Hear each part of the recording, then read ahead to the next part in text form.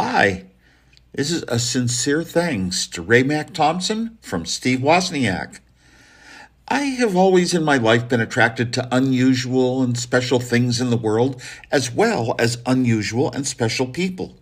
To me, you are one that fits that description. You have had a lifetime of Apple products, and at your age, my gosh, I mean, you really are one of the unusual ones, one of the rare ones. And when we started Apple, we worked hard to convince others like yourself to jump on the digital bandwagon and to choose the best products and to really be familiar with how Apple stood for people and normal people. And yeah, it can cost a little extra, but you make sacrifices in life for the good things. Anyway, you yourself are really what we were after more than individual products. We were after the belief that people had in our company and our products, and they trusted us for the future. And that amounts to, brand recognition. And really, we make a lot more money off our brand than off of products. If you want to really be sincere, I mean, we can make the same product as Microsoft with less specs even and still sell it for a higher price. But that's brand. Anyway, when the times really seemed bad for Apple, we had, a huge and hugely loyal following like yourself. So we could persist based on that. We always had enough that even when it looked bad for us, we had plenty that we could do to keep on going. And it's that loyalty too. But we sure spent a lot of time at one point, going out and repairing all sorts of computers to keep the education community loyal to us. Anyway, how many companies last as long as Apple and they're under their own name and they don't get acquired, renamed something else? How many companies start up and they wind up carrying that company name like forever, for hundreds of years? So Apple's really special. Steve Jobs and I didn't really know anything other than a company starts and it has that name forever. When we started the company, we were just so young and poor and all, but it worked out. Sometimes it works. We didn't get acquired. We didn't go out of business. When Steve Jobs returned to Apple, the story that's often told, people know two Steve Jobs, the one before that left and the one that came back. I knew Steve Jobs zero, the one before either of those two, and that was my favorite Steve Jobs, but I don't have time to tell a lot of those stories. But when he returned, he told me that, he had some great engineers, hardware and software working on products at Next, but they couldn't succeed financially there, but that he could bring great products to life at Apple due to the millions of loyal customers. We had so many loyal customers and followers that really sometimes is what it takes to make a spark and a new invention go. Anyway, we had built a great following, based on our loyalty to the customers. They were loyal to us. We were loyal to them. We never let them down with products. So when Steve Jobs did rejoin us, our stock was quite low, and it stayed low even after he came on board. And then he hugged a computer you could see into, Johnny Ives stuff, and our stock remained low. And then he provided us a Unix OS and some good software staff, to bring it along for the future, an operating system for the future of Apple, which kind of made up for the fact that Jobs himself didn't really know what an operating system was. It's true. And hence the Mac never really had one. It was just sort of jumbled together subroutines like the Apple II. But anyway, our stock still remained low with this great operating system, OS X. But then came the iPod. Steve understood people and products his whole life. We talked about such things. And even if he didn't understand computer technology, the iPod was so good of a modern day Walkman. We wrote iTunes. Eventually, the sales were so great that we wrote iTunes for Windows so everyone could buy an iPod, both Macintosh owners and Windows owners. And our sales doubled. Our profits doubled. The board heavily rewarded Steve, stock options and airplanes and stuff. And that was really the start of the rise that really never stopped for a long, long time in our stock price and all, the capitalization of the company. So now we were set for today's digital life. That was the start of it, the iPod. Today's digital life is computers, everything you do normally in life, That's what computers are about. Not doing computer stuff like inventory and sales figures and hiring and data. No, no, no, no, no. It's really just all things you do in life, from driving to places to making reservations to getting on airplanes to meeting people to getting car rides. So these are part of our own life. Everything is there, and there's so many thousands, hundreds of thousands of apps. So it wasn't so much really computers that were making Apple's future. That is the future now today. We're getting back to it. I'm very happy to see that, because I was a computer person. But we took the word computer out of our company name for a reason, that Apple would stand for a lot of things in life and not restrict us to just sort of we were computers, even if all these products really involve computers. Every product in the world does now. So why am I telling you all this? Well, you're 93 years old. You've seen it all, And I often tell others in videos, been there, done that. I love to say that because I'm older than they are. But you got me outranked here. I am 72 years old, and I love mathematics. 72 is a great age because it's a palindrome, the same backwards and forwards. Why do I say that? 72 is not 27. 72 equals 3 times 8 times 3. The same backwards and forwards. 72 equals 3 times 2 times 2 times 2 times 3. Or it equals, the one I like the best probably is 72 equals 2 to the third times 3 to the 2. 2 to the third times 3 to the 2. I love that one.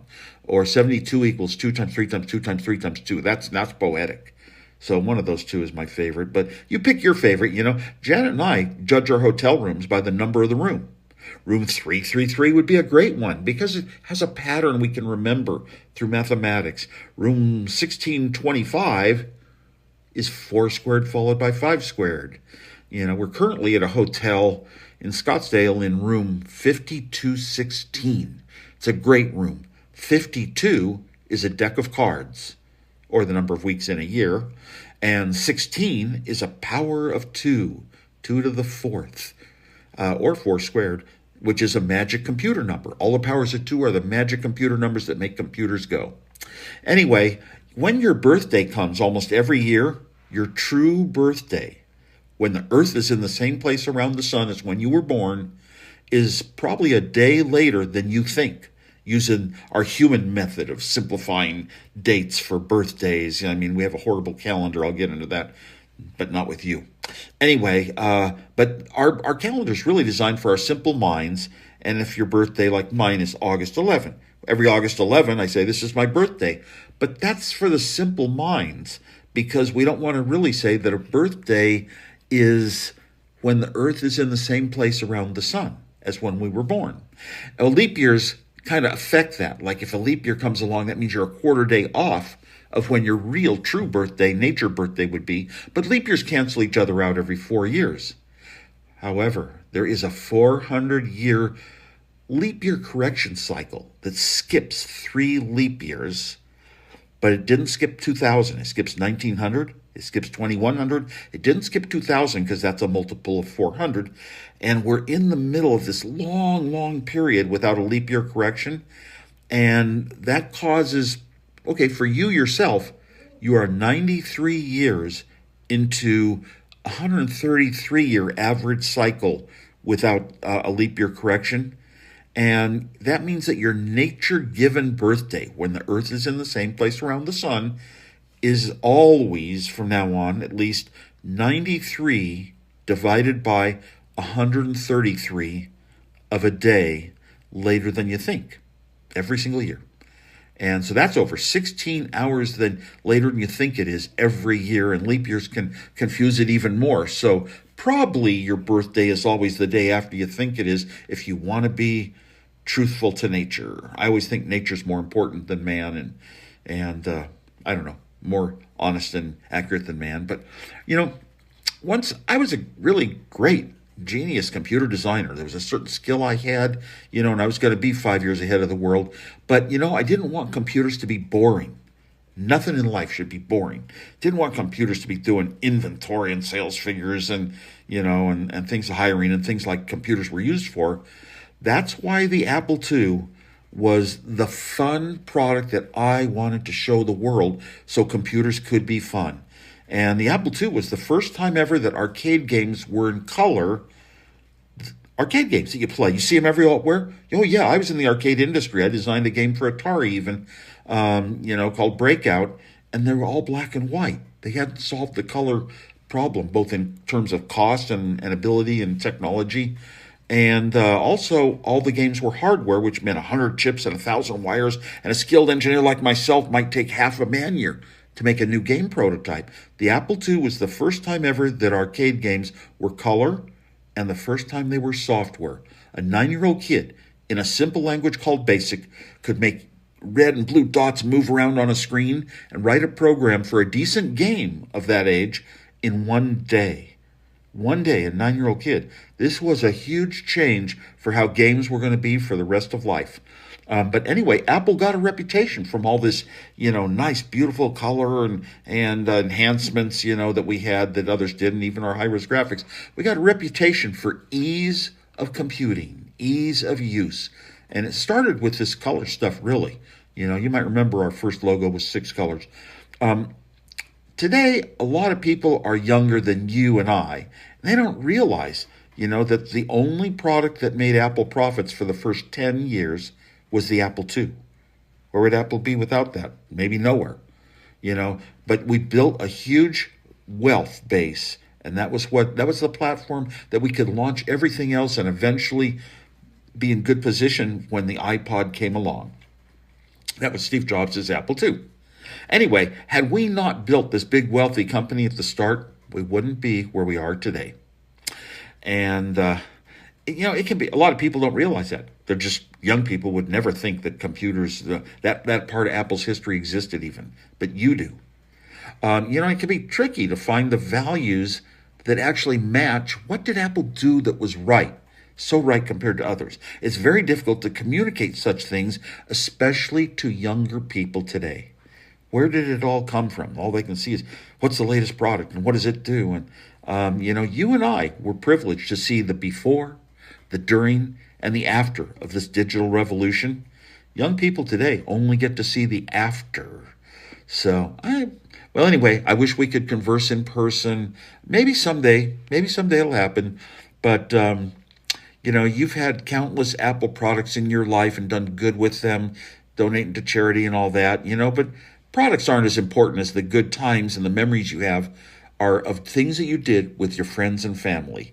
And you're truly blessed to have relatives like Michael who see what has meant a lot to you in your life, that understand your inner being, your inner soul. That's a type of love you can't buy.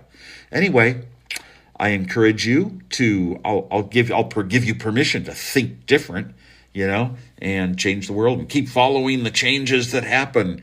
Always enjoy it. I'm glad you have an active mind. Woz out.